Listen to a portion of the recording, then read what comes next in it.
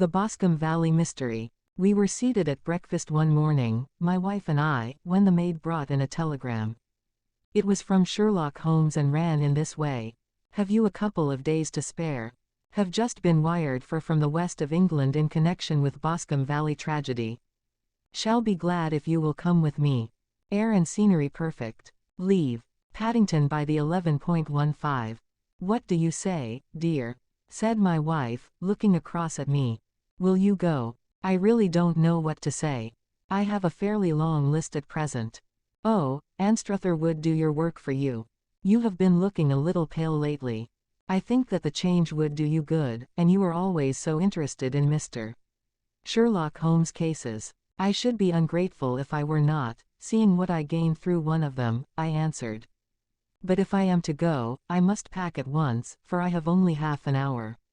My experience of camp life in Afghanistan had at least had the effect of making me a prompt and ready traveler. My wants were few and simple, so that in less than the time stated I was in a cab with my valise, rattling away to Paddington Station. Sherlock Holmes was pacing up and down the platform, his tall, gaunt figure made even gaunter and taller by his long grey travelling cloak and close-fitting cloth cap. "It is really very good of you to come, Watson," said he. "It makes a considerable difference to me, having someone with me on whom I can thoroughly rely. Local aid is always either worthless or else biased. If you will keep the 2 corner seats I shall get the tickets." We had the carriage to ourselves save for an immense litter of papers which Holmes had brought with him. Among these he rummaged and read, with intervals of note-taking and of meditation, until we were past Reading. Then he suddenly rolled them all into a gigantic ball and tossed them up onto the rack. "Have you heard anything of the case?" he asked. "Not a word. I have not seen a paper for some days. The London press has not had very full accounts. I have just been looking through all the recent papers in order to master the particulars. It seems, from what I gather, to be one of those simple cases which are so extremely difficult." That sounds a little paradoxical. But it is profoundly true. Singularity is almost invariably a clue. The more featureless and commonplace a crime is, the more difficult it is to bring it home. In this case, however, they have established a very serious case against the son of the murdered man. It is a murder, then. Well, it is conjectured to be so. I shall take nothing for granted until I have the opportunity of looking personally into it.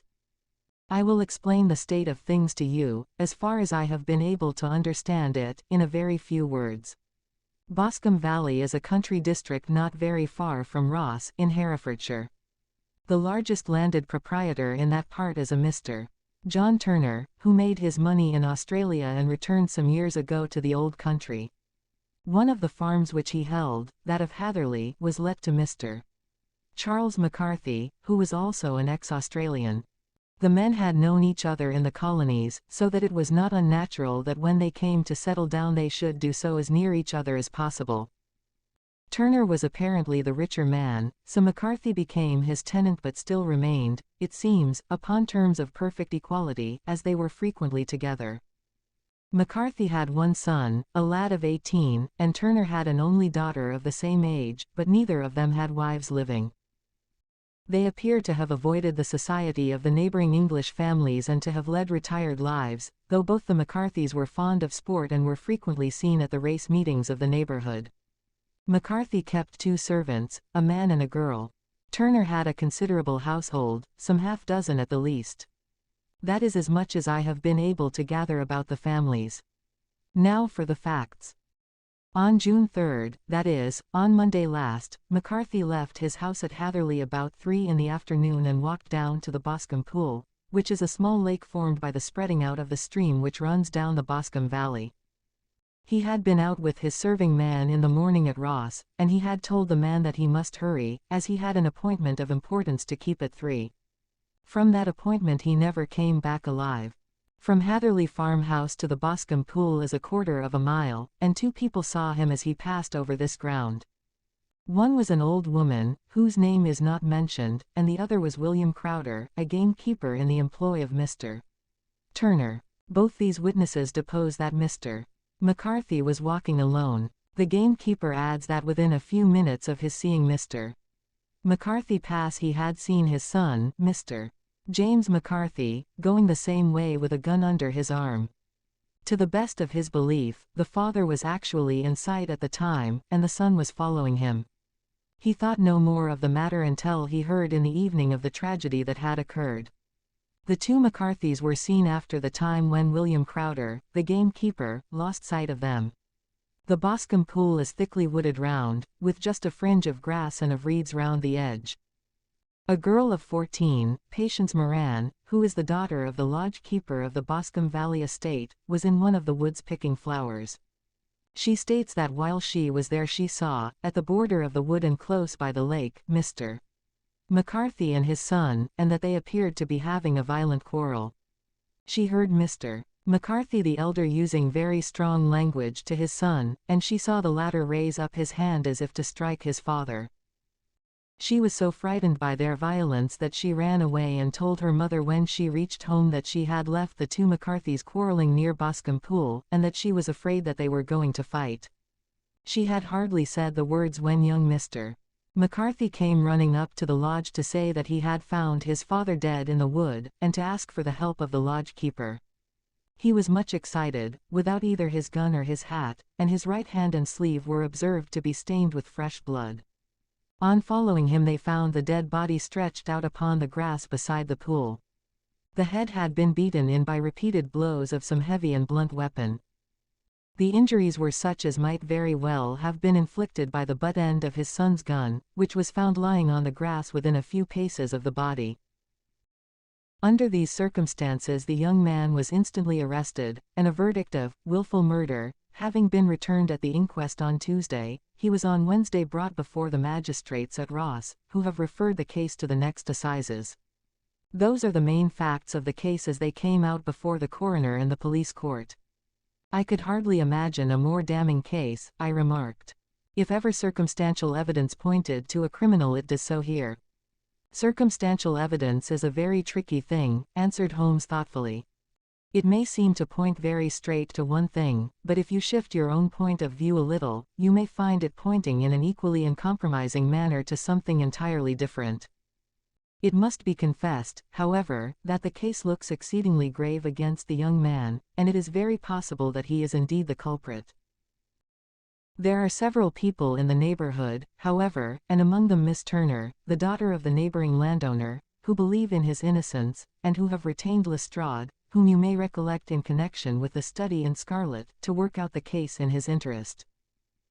Lestrade, being rather puzzled, has referred the case to me, and hence it is that two middle-aged gentlemen are flying westward at 50 miles an hour instead of quietly digesting their breakfasts at home.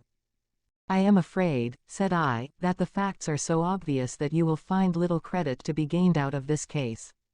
There is nothing more deceptive than an obvious fact, he answered, laughing.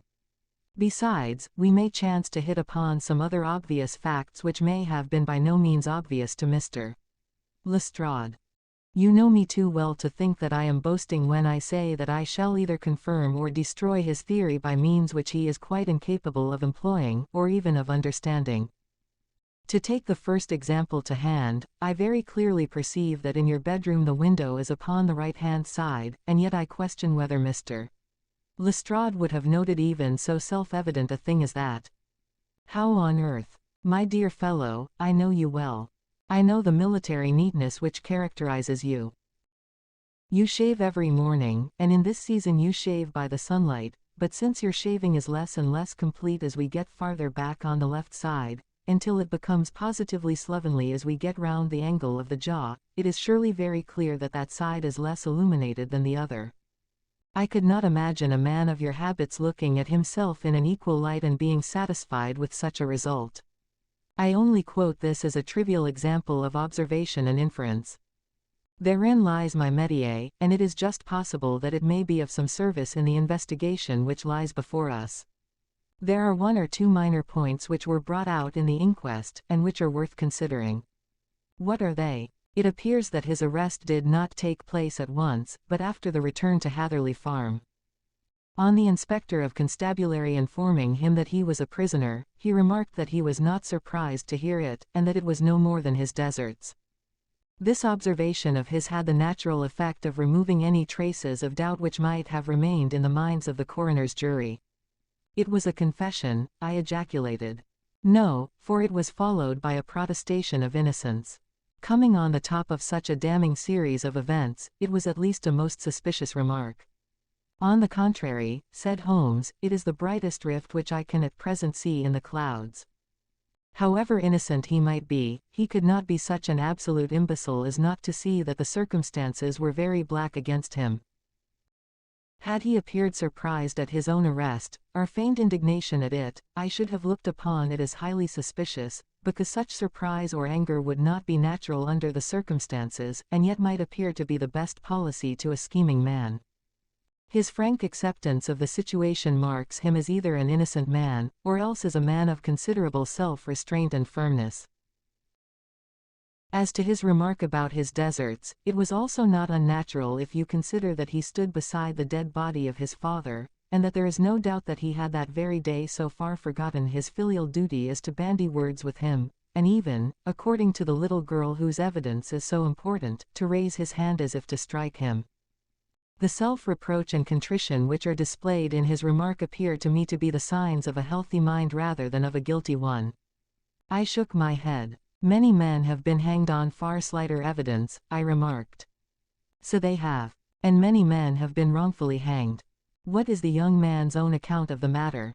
It is, I am afraid, not very encouraging to his supporters, though there are one or two points in it which are suggestive.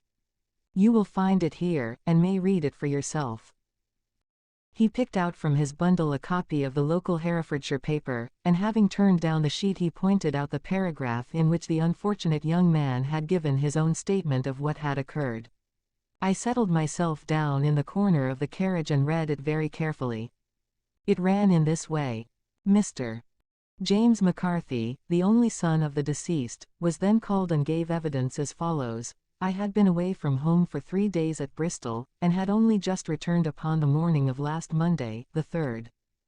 My father was absent from home at the time of my arrival, and I was informed by the maid that he had driven over to Ross with John Cobb, the groom.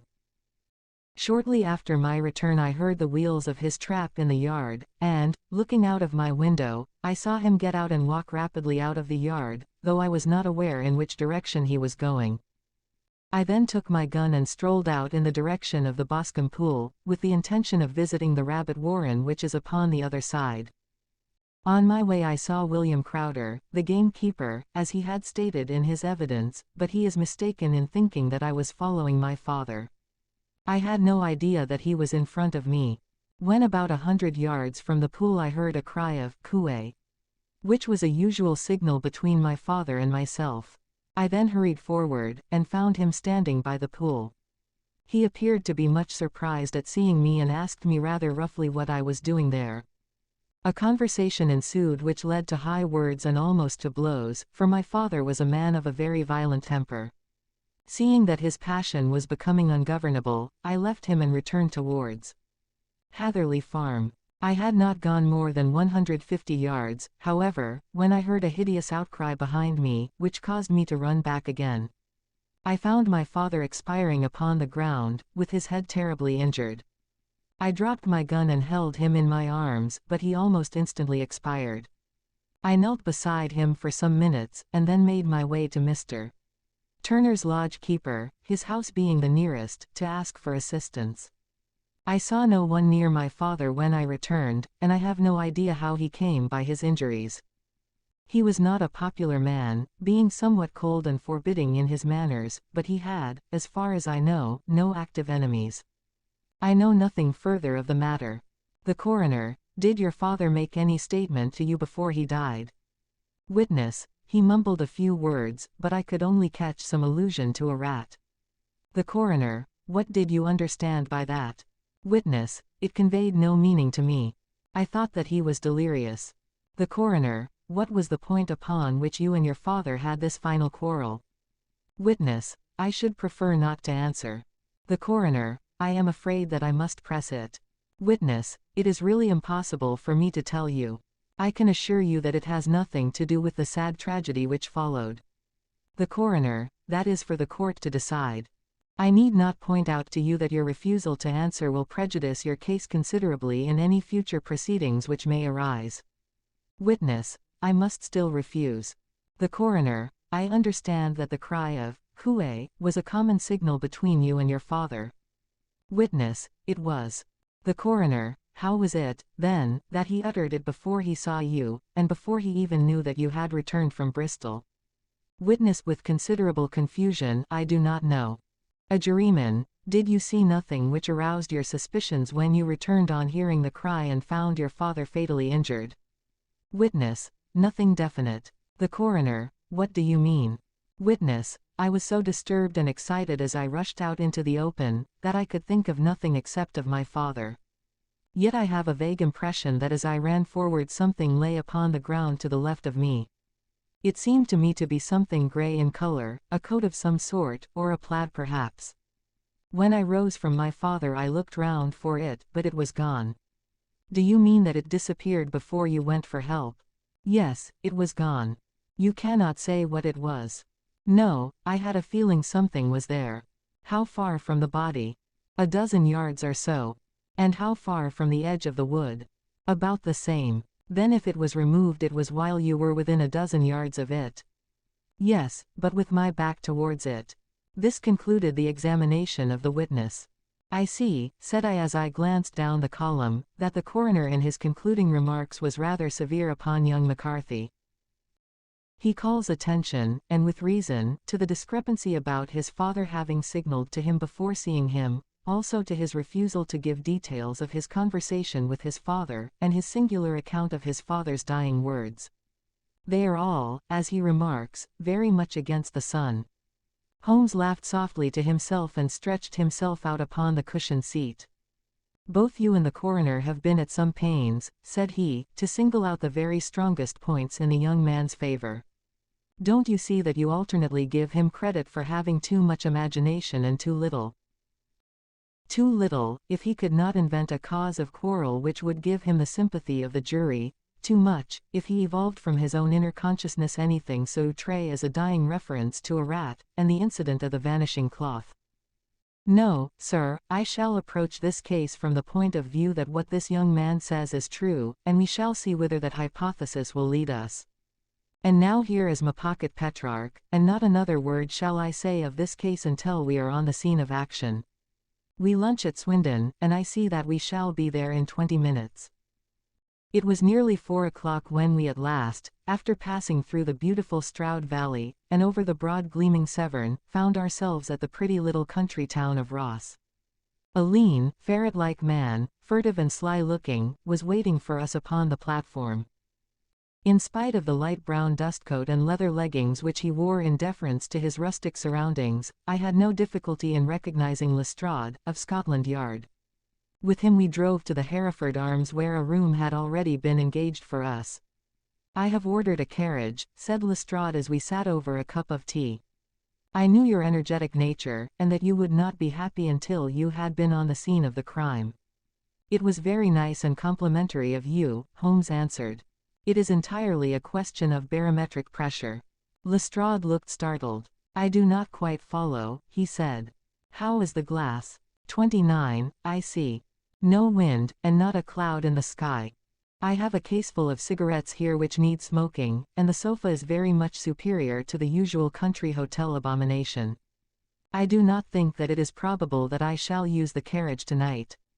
Lestrade laughed indulgently. You have, no doubt, already formed your conclusions from the newspapers, he said. The case is as plain as a pikestaff, and the more one goes into it the plainer it becomes. Still, of course, one can't refuse a lady, and such a very positive one, too. She has heard of you, and would have your opinion, though I repeatedly told her that there was nothing which you could do which I had not already done. Why, bless my soul, here is her carriage at the door. He had hardly spoken before there rushed into the room one of the most lovely young women that I have ever seen in my life. Her violet eyes shining, her lips parted, a pink flush upon her cheeks, all thought of her natural reserve lost in her overpowering excitement and concern. Oh, Mr. Sherlock Holmes! she cried, glancing from one to the other of us, and finally, with a woman's quick intuition, fastening upon my companion, I am so glad that you have come. I have driven down to tell you so. I know that James didn't do it. I know it, and I want you to start upon your work knowing it, too. Never let yourself doubt upon that point. We have known each other since we were little children, and I know his faults as no one else does, but he is too tender-hearted to hurt a fly.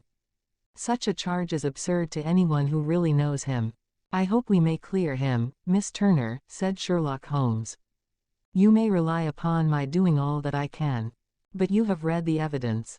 You have formed some conclusion. Do you not see some loophole, some flaw? Do you not yourself think that he is innocent? I think that it is very probable. There, now, she cried, throwing back her head and looking defiantly at Lestrade. You hear. He gives me hopes. Lestrade shrugged his shoulders. I am afraid that my colleague has been a little quick in forming his conclusions, he said. But he is right. Oh, I know that he is right. James never did it. And about his quarrel with his father, I am sure that the reason why he would not speak about it to the coroner was because I was concerned in it. In what way? Asked Holmes. It is no time for me to hide anything. James and his father had many disagreements about me. Mr. McCarthy was very anxious that there should be a marriage between us. James and I have always loved each other as brother and sister, but of course he is young and has seen very little of life yet, and, well, he naturally did not wish to do anything like that yet. So there were quarrels, and this, I am sure, was one of them. And your father? Asked Holmes. Was he in favor of such a union? No, he was averse to it also. No one but Mr. McCarthy was in favor of it. A quick blush passed over her fresh young face as Holmes shot one of his keen, questioning glances at her. Thank you for this information, said he. May I see your father if I call tomorrow? I am afraid the doctor won't allow it. The doctor? Yes, have you not heard? Poor father has never been strong for years back, but this has broken him down completely. He has taken to his bed, and Dr. Willows says that he is a wreck and that his nervous system is shattered. Mr. McCarthy was the only man alive who had known Dad in the old days in Victoria. Ha! In Victoria. That is important. Yes, at the mines. Quite so, at the gold mines, where, as I understand, Mr. Turner made his money. Yes, certainly. Thank you, Miss Turner. You have been of material assistance to me. You will tell me if you have any news tomorrow. No doubt you will go to the prison to see James. Oh, if you do, Mr. Holmes, do tell him that I know him to be innocent. I will, Miss Turner. I must go home now, for Dad is very ill, and he misses me so if I leave him. Goodbye, and God help you in your undertaking. She hurried from the room as impulsively as she had entered, and we heard the wheels of her carriage rattle off down the street. I am ashamed of you, Holmes, said Lestrade with dignity after a few minutes' silence. Why should you raise up hopes which you are bound to disappoint? I am not over-tender of heart, but I call it cruel. I think that I see my way to clearing James McCarthy, said Holmes. Have you an order to see him in prison? Yes, but only for you and me. Then I shall reconsider my resolution about going out. We have still time to take a train to Hereford and see him tonight. Ample. Then let us do so. Watson, I fear that you will find it very slow, but I shall only be away a couple of hours. I walked down to the station with them, and then wandered through the streets of the little town, finally returning to the hotel, where I lay upon the sofa and tried to interest myself in a yellow-backed novel. The puny plot of the story was so thin, however, when compared to the deep mystery through which we were groping, and I found my attention wander so continually from the action to the fact, that I at last flung it across the room and gave myself up entirely to a consideration of the events of the day. Supposing that this unhappy young man's story were absolutely true, then what hellish thing, what absolutely unforeseen and extraordinary calamity could have occurred between the time when he parted from his father, and the moment when, drawn back by his screams, he rushed into the glade? It was something terrible and deadly. What could it be? Might not the nature of the injuries reveal something to my medical instincts? I rang the bell and called for the weekly county paper, which contained a verbatim account of the inquest. In the surgeon's deposition it was stated that the posterior third of the left parietal bone and the left half of the occipital bone had been shattered by a heavy blow from a blunt weapon. I marked the spot upon my own head. Clearly such a blow must have been struck from behind. That was to some extent in favor of the accused, as when seen quarreling he was face to face with his father. Still, it did not go for very much, for the older man might have turned his back before the blow fell. Still, it might be worthwhile to call Holmes' attention to it. Then there was the peculiar dying reference to a rat. What could that mean? It could not be delirium. A man dying from a sudden blow does not commonly become delirious. No, it was more likely to be an attempt to explain how he met his fate. But what could it indicate? I cudgeled my brains to find some possible explanation. And then the incident of the grey cloth seen by young McCarthy. If that were true, the murderer must have dropped some part of his dress, presumably his overcoat, in his flight, and must have had the hardihood to return and to carry it away at the instant when the son was kneeling with his back turned not a dozen paces off. What a tissue of mysteries and improbabilities the whole thing was. I did not wonder at Lestrade's opinion, and yet I had so much faith in Sherlock Holmes' insight that I could not lose hope as long as every fresh fact seemed to strengthen his conviction of young McCarthy's innocence. It was late before Sherlock Holmes returned. He came back alone, for Lestrade was staying in lodgings in the town. "The glass still keeps very high," he remarked as he sat down. "It is of importance that it should not rain before we are able to go over the ground. On the other hand, a man should be at his very best and keenest for such nice work as that, and I did not wish to do it when fagged by a long journey. I have seen young McCarthy. And what did you learn from him? Nothing. Could he throw no light? None at all. I was inclined to think at one time that he knew who had done it and was screening him or her, but I am convinced now that he is as puzzled as everyone else. He is not a very quick-witted youth, though comely to look at and, I should think, sound at heart.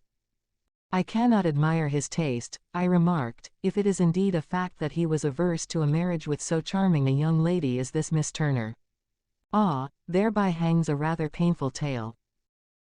This fellow is madly, insanely, in love with her, but some 2 years ago, when he was only a lad, and before he really knew her, for she had been away 5 years at a boarding school, what does the idiot do but get into the clutches of a barmaid in Bristol and marry her at a registry office? No one knows a word of the matter, but you can imagine how maddening it must be to him to be upbraided for not doing what he would give his very eyes to do, but what he knows to be absolutely impossible.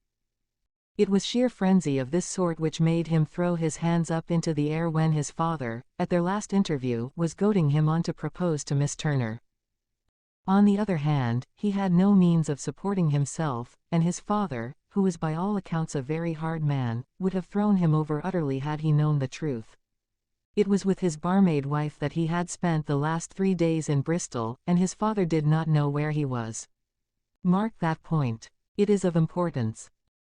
Good has come out of evil, however, for the barmaid, finding from the papers that he is in serious trouble and likely to be hanged, has thrown him over utterly and has written to him to say that she has a husband already in the Bermuda dockyard, so that there is really no tie between them. I think that that bit of news has consoled young McCarthy for all that he has suffered. But if he is innocent, who has done it? Ah, who? I would call your attention very particularly to 2 points.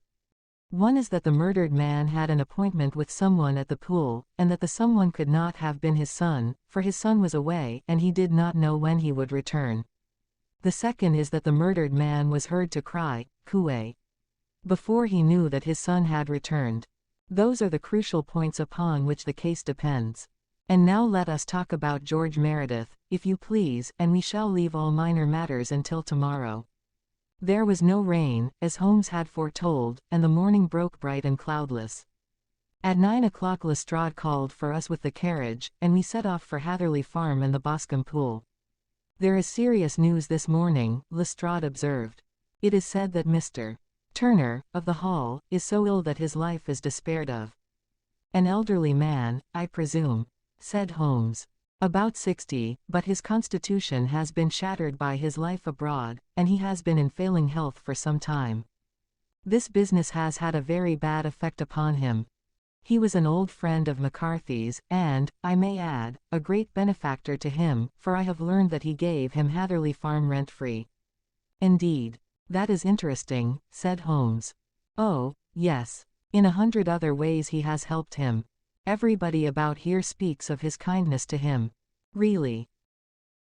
Does it not strike you as a little singular that this McCarthy, who appears to have had little of his own, and to have been under such obligations to Turner, should still talk of marrying his son to Turner's daughter, who is, presumably, heiress to the estate, and that in such a very cocksure manner, as if it were merely a case of a proposal and all else would follow? It is the more strange, since we know that Turner himself was averse to the idea. The daughter told us as much. Do you not deduce something from that? We have got to the deductions and the inferences, said Lestrade, winking at me. I find it hard enough to tackle facts, Holmes, without flying away after theories and fancies. You are right, said Holmes demurely, you do find it very hard to tackle the facts. Anyhow, I have grasped one fact which you seem to find it difficult to get hold of, replied Lestrade with some warmth. And that is, that McCarthy Sr. met his death from McCarthy Jr. and that all theories to the contrary are the merest moonshine. Well, moonshine is a brighter thing than fog, said Holmes, laughing. But I am very much mistaken if this is not Hatherley Farm upon the left. Yes, that is it. It was a widespread, comfortable-looking building, 2-storied, slate-roofed, with great yellow blotches of lichen upon the grey walls. The drawn blinds and the smokeless chimneys, however, gave it a stricken look, as though the weight of this horror still lay heavy upon it. We called at the door, when the maid, at Holmes' request, showed us the boots which her master wore at the time of his death, and also a pair of the son's, though not the pair which he had then had. Having measured these very carefully from 7 or 8 different points, Holmes desired to be led to the courtyard, from which we all followed the winding track which led to Boscombe Pool. Sherlock Holmes was transformed when he was hot upon such a scent as this. Men who had only known the quiet thinker and logician of Baker Street would have failed to recognize him. His face flushed and darkened. His brows were drawn into 2 hard black lines, while his eyes shone out from beneath them with a steely glitter. His face was bent downward, his shoulders bowed, his lips compressed, and the veins stood out like whipcord in his long, sinewy neck. His nostrils seemed to dilate with a purely animal lust for the chase, and his mind was so absolutely concentrated upon the matter before him that a question or remark fell unheeded upon his ears, or, at the most, only provoked a quick, impatient snarl in reply. Swiftly and silently he made his way along the track which ran through the meadows, and so by way of the woods to the Boscombe Pool. It was damp, marshy ground, as is all that district, and there were marks of many feet, both upon the path and amid the short grass which bounded it on either side. Sometimes Holmes would hurry on, sometimes stop dead, and once he made quite a little detour into the meadow. Lestrade and I walked behind him, the detective indifferent and contemptuous, while I watched my friend with the interest which sprang from the conviction that every one of his actions was directed towards a definite end. The Boscombe Pool, which is a little reed-girt sheet of water some 50 yards across, is situated at the boundary between the Hatherley Farm and the private park of the wealthy Mr. Turner. Above the woods which lined it upon the farther side we could see the red, jutting pinnacles which marked the site of the rich landowner's dwelling. On the Hatherley side of the pool the woods grew very thick, and there was a narrow belt of sodden grass 20 paces across between the edge of the trees and the reeds which lined the lake. Lestrade showed us the exact spot at which the body had been found, and, indeed, so moist was the ground, that I could plainly see the traces which had been left by the fall of the stricken man. To Holmes, as I could see by his eager face and peering eyes, very many other things were to be read upon the trampled grass. He ran round, like a dog who is picking up a scent, and then turned upon my companion. "What did you go into the pool for?" he asked. "I fished about with a rake. I thought there might be some weapon or other trace. But how on earth? Oh, tut, tut. I have no time. That left foot of yours with its inward twist is all over the place. A mole could trace it, and there it vanishes among the reeds. Oh, how simple it would all have been had I been here before they came like a herd of buffalo and wallowed all over it. Here is where the party with the lodge keeper came, and they have covered all tracks for 6 or 8 feet round the body. But here are 3 separate tracks of the same feet. He drew out a lens and lay down upon his waterproof to have a better view, talking all the time rather to himself than to us. These are young McCarthy's feet. Twice he was walking, and once he ran swiftly, so that the soles are deeply marked and the heels hardly visible. That bears out his story. He ran when he saw his father on the ground. Then here are the father's feet as he paced up and down. What is this, then? It is the butt end of the gun as the son stood listening. And this? Ha, ha, what have we here? Tiptoes, tiptoes. Square, too, quite unusual boots. They come, they go, they come again, of course that was for the cloak. Now where did they come from? He ran up and down, sometimes losing, sometimes finding the track until we were well within the edge of the wood and under the shadow of a great beech, the largest tree in the neighborhood. Holmes traced his way to the farther side of this and lay down once more upon his face with a little cry of satisfaction. For a long time he remained there, turning over the leaves and dried sticks, gathering up what seemed to me to be dust into an envelope and examining with his lens not only the ground but even the bark of the tree as far as he could reach. A jagged stone was lying among the moss, and this also he carefully examined and retained. Then he followed a pathway through the wood until he came to the highroad, where all traces were lost. It has been a case of considerable interest, he remarked, returning to his natural manner. I fancy that this grey house on the right must be the lodge. I think that I will go in and have a word with Moran, and perhaps write a little note. Having done that, we may drive back to our luncheon. You may walk to the cab, and I shall be with you presently. It was about 10 minutes before we regained our cab and drove back into Ross, Holmes still carrying with him the stone which he had picked up in the wood. This may interest you, Lestrade, he remarked, holding it out. The murder was done with it. I see no marks. There are none. How do you know, then? The grass was growing under it.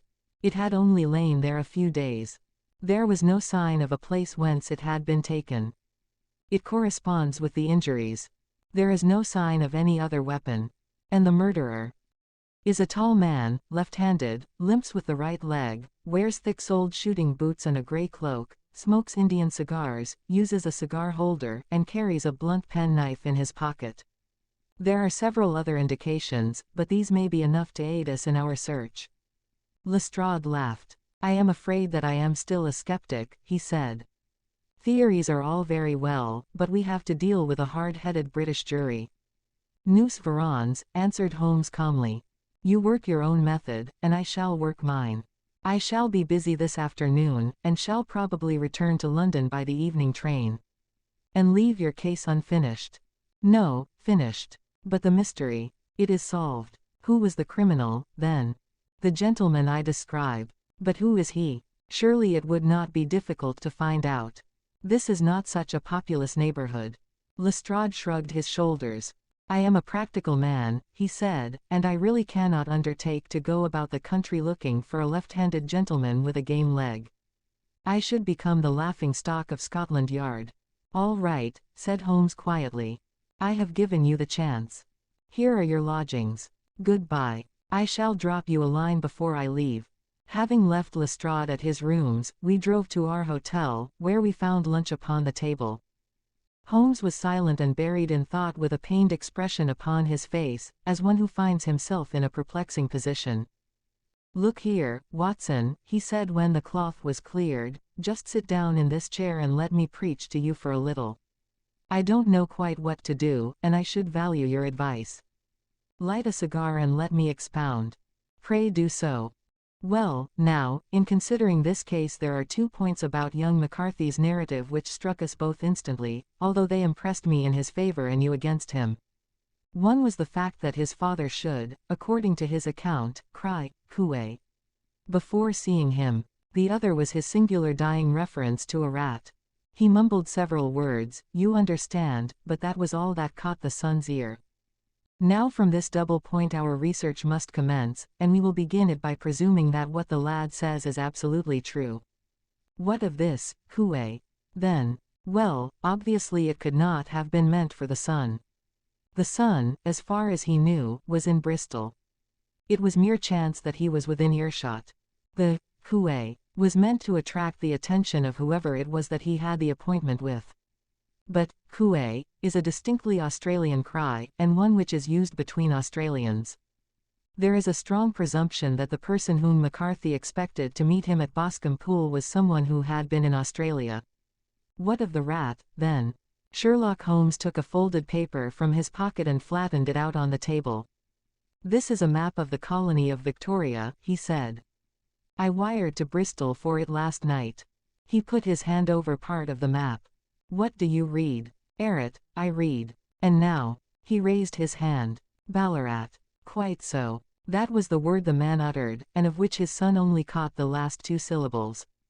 He was trying to utter the name of his murderer. So and so, of Ballarat.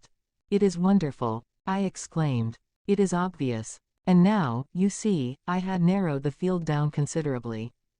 The possession of a grey garment was a third point which, granting the son's statement to be correct, was a certainty. We have come now out of mere vagueness to the definite conception of an Australian from Ballarat with a grey cloak. Certainly. And one who was at home in the district, for the pool can only be approached by the farm or by the estate, where strangers could hardly wander. Quite so. Then comes our expedition of today. By an examination of the ground I gained the trifling details which I gave to that imbecile Lestrade, as to the personality of the criminal. But how did you gain them? You know my method. It is founded upon the observation of trifles. His height I know that you might roughly judge from the length of his stride. His boots, too, might be told from their traces. Yes, they were peculiar boots. But his lameness, the impression of his right foot was always less distinct than his left. He put less weight upon it. Why? Because he limped, he was lame. But his left-handedness. You were yourself struck by the nature of the injury as recorded by the surgeon at the inquest. The blow was struck from immediately behind, and yet was upon the left side. Now, how can that be unless it were by a left-handed man? He had stood behind that tree during the interview between the father and son. He had even smoked there. I found the ash of a cigar, which my special knowledge of tobacco ashes enables me to pronounce as an Indian cigar. I have, as you know, devoted some attention to this, and written a little monograph on the ashes of 140 different varieties of pipe, cigar, and cigarette tobacco. Having found the ash, I then looked round and discovered the stump among the moss where he had tossed it. It was an Indian cigar, of the variety which are rolled in Rotterdam. And the cigar holder, I could see that the end had not been in his mouth. Therefore he used a holder. The tip had been cut off, not bitten off, but the cut was not a clean one, so I deduced a blunt pen knife. Holmes, I said, you have drawn a net round this man from which he cannot escape, and you have saved an innocent human life as truly as if you had cut the cord which was hanging him. I see the direction in which all this points. The culprit is Mr. John Turner, cried the hotel waiter, opening the door of our sitting room, and ushering in a visitor. The man who entered was a strange and impressive figure. His slow, limping step and bowed shoulders gave the appearance of decrepitude, and yet his hard, deep-lined, craggy features, and his enormous limbs showed that he was possessed of unusual strength of body and of character. His tangled beard, grizzled hair, and outstanding, drooping eyebrows combined to give an air of dignity and power to his appearance, but his face was of an ashen white, while his lips and the corners of his nostrils were tinged with a shade of blue. It was clear to me at a glance that he was in the grip of some deadly and chronic disease. "Pray sit down on the sofa," said Holmes gently. "You had my note." "Yes, the lodge-keeper brought it up. You said that you wished to see me here to avoid scandal. I thought people would talk if I went to the hall. And why did you wish to see me?" He looked across at my companion with despair in his weary eyes, as though his question was already answered. "Yes," said Holmes, answering the look rather than the words. "It is so. I know all about McCarthy." The old man sank his face in his hands. "God help me," he cried. But I would not have let the young man come to harm. I give you my word that I would have spoken out if it went against him at the assizes." "I am glad to hear you say so," said Holmes gravely. "I would have spoken now had it not been for my dear girl. It would break her heart, it will break her heart when she hears that I am arrested." "It may not come to that," said Holmes. "What? I am no official agent. I understand that it was your daughter who required my presence here, and I am acting in her interests. Young McCarthy must be got off, however." "I am a dying man," said old Turner. "I have had diabetes for years. My doctor says it is a question whether I shall live a month. Yet I would rather die under my own roof than in a jail." Holmes rose and sat down at the table with his pen in his hand and a bundle of paper before him. "Just tell us the truth," he said. "I shall jot down the facts. You will sign it, and Watson here can witness it. Then I could produce your confession at the last extremity to save young McCarthy. I promise you that I shall not use it unless it is absolutely needed." "It's as well," said the old man. "It's a question whether I shall live to the assizes, so it matters little to me, but I should wish to spare Alice the shock. And now I will make the thing clear to you. It has been a long time in the acting, but will not take me long to tell. You didn't know this dead man, McCarthy. He was a devil incarnate. I tell you that. God keep you out of the clutches of such a man as he. His grip has been upon me these 20 years, and he has blasted my life. I'll tell you first how I came to be in his power. It was in the early 60s at the diggings. I was a young chap then, hot-blooded and reckless, ready to turn my hand at anything. I got among bad companions, took to drink, had no luck with my claim, took to the bush, and in a word became what you would call over here a highway robber. There were 6 of us, and we had a wild, free life of it, sticking up a station from time to time, or stopping the wagons on the road to the diggings. Black Jack of Ballarat was the name I went under, and our party is still remembered in the colony as the Ballarat Gang. One day a gold convoy came down from Ballarat to Melbourne, and we lay in wait for it and attacked it. There were 6 troopers and 6 of us, so it was a close thing, but we emptied 4 of their saddles at the first volley. 3 of our boys were killed, however, before we got the swag. I put my pistol to the head of the wagon driver, who was this very man McCarthy. I wished to the Lord that I had shot him then, but I spared him, though I saw his wicked little eyes fixed on my face, as though to remember every feature. We got away with the gold, became wealthy men, and made our way over to England without being suspected. There I parted from my old pals and determined to settle down to a quiet and respectable life. I bought this estate, which chanced to be in the market, and I set myself to do a little good with my money, to make up for the way in which I had earned it. I married, too, and though my wife died young she left me my dear little Alice. Even when she was just a baby her wee hand seemed to lead me down the right path as nothing else had ever done. In a word, I turned over a new leaf and did my best to make up for the past. All was going well when McCarthy laid his grip upon me. I had gone up to town about an investment, and I met him in Regent Street with hardly a coat to his back or a boot to his foot. "Here we are, Jack," says he, touching me on the arm, "we'll be as good as a family to you. There's 2 of us, me and my son, and you can have the keeping of us. If you don't, it's a fine, law-abiding country as England, and there's always a policeman within hail." Well, down they came to the West Country, there was no shaking them off, and there they have lived rent-free on my best land ever since. There was no rest for me, no peace, no forgetfulness, turn where I would, there was his cunning, grinning face at my elbow. It grew worse as Alice grew up, for he soon saw I was more afraid of her knowing my past than of the police. Whatever he wanted he must have, and whatever it was I gave him without question, land, money, houses, until at last he asked a thing which I could not give. He asked for Alice. His son, you see, had grown up, and so had my girl, and as I was known to be in weak health, it seemed a fine stroke to him that his lad should step into the whole property. But there I was firm. I would not have his cursed stock mixed with mine. Not that I had any dislike to the lad, but his blood was in him, and that was enough. I stood firm. McCarthy threatened. I braved him to do his worst. We were to meet at the pool midway between our houses to talk it over.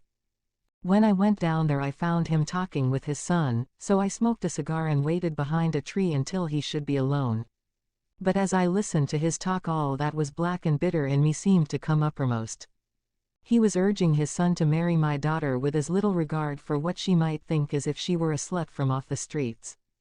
It drove me mad to think that I and all that I held most dear should be in the power of such a man as this. Could I not snap the bond? I was already a dying and a desperate man.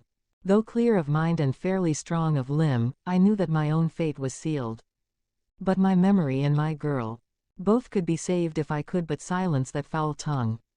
I did it, Mr. Holmes. I would do it again. Deeply as I have sinned, I have led a life of martyrdom to atone for it. But that my girl should be entangled in the same meshes which held me was more than I could suffer. I struck him down with no more compunction than if he had been some foul and venomous beast. His cry brought back his son, but I had gained the cover of the wood, though I was forced to go back to fetch the cloak which I had dropped in my flight. That is the true story, gentlemen, of all that occurred. Well, it is not for me to judge you, said Holmes as the old man signed the statement which had been drawn out. I pray that we may never be exposed to such a temptation. I pray not, sir. And what do you intend to do? In view of your health, nothing. You are yourself aware that you will soon have to answer for your deed at a higher court than the assizes. I will keep your confession, and if McCarthy is condemned I shall be forced to use it. If not, it shall never be seen by mortal eye, and your secret, whether you be alive or dead, shall be safe with us. Farewell, then, said the old man solemnly. Your own deathbeds, when they come, will be the easier for the thought of the peace which you have given to mine. Tottering and shaking in all his giant frame, he stumbled slowly from the room. God help us, said Holmes after a long silence. Why does fate play such tricks with poor, helpless worms? I never hear of such a case as this that I do not think of Baxter's words, and say, there, but for the grace of God, goes Sherlock Holmes. James McCarthy was acquitted at the assizes on the strength of a number of objections which had been drawn out by Holmes and submitted to the defending counsel. Old Turner lived for 7 months after our interview, but he is now dead, and there is every prospect that the son and daughter may come to live happily together in ignorance of the black cloud which rests upon their past.